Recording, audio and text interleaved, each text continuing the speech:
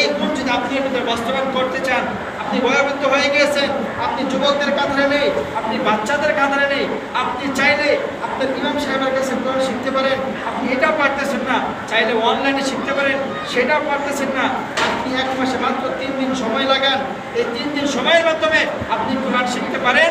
এবং এই শিক্ষা করার মাধ্যমে শুধু আপনি কোরআন শিখায় সীমাবদ্ধ থাকবেন না। রাসূল বলেন, খায়রুকুম মান তাআল্লামাল কুরআন ওয়া আল্লামা, এই জাতির মাঝে, উম্মতের মাঝে সবচেয়ে শ্রেষ্ঠ ওই ব্যক্তি যে কোরআন শিখে এবং শিক্ষা দেয়। তাহলে বলুন, আপনি কি সর্বশ্রেষ্ঠ মানুষ হতে পারেন না?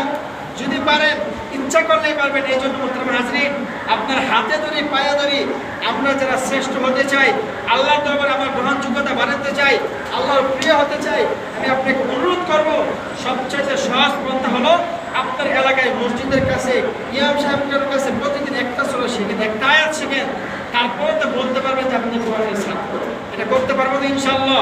ইনশাআল্লাহ। এটা বলেছেন, যদি আমরা এটা করতে পারি তাহলে আমি আল্লাহর দরবারে প্রিয় হয়ে যাব এবং আমি নিজেকে কোরআনের ছাত্র বলে পরিচয় দিতে পারবো।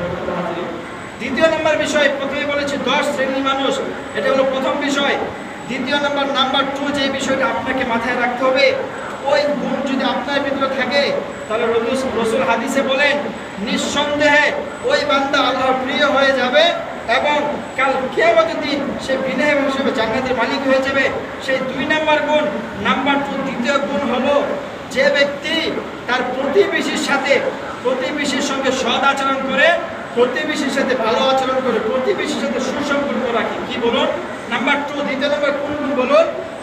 যে ব্যক্তি তার প্রতিবেশী, যে তার পাশে থাকে, তার আত্মীয় স্বজন নয়, প্রতিবেশীর সাথে যদি সুসম্পর্ক রাখে, প্রতিবেশীর সাথে সে যদি ভালো সম্পর্ক রাখে, তাহলে রাসূল বলেন ওই ব্যক্তি নিঃসন্দেহে কাল কিয়ামতের দিন আল্লাহর সন্তুষ্টি অর্জন করে জান্নাতে চলে যাবে।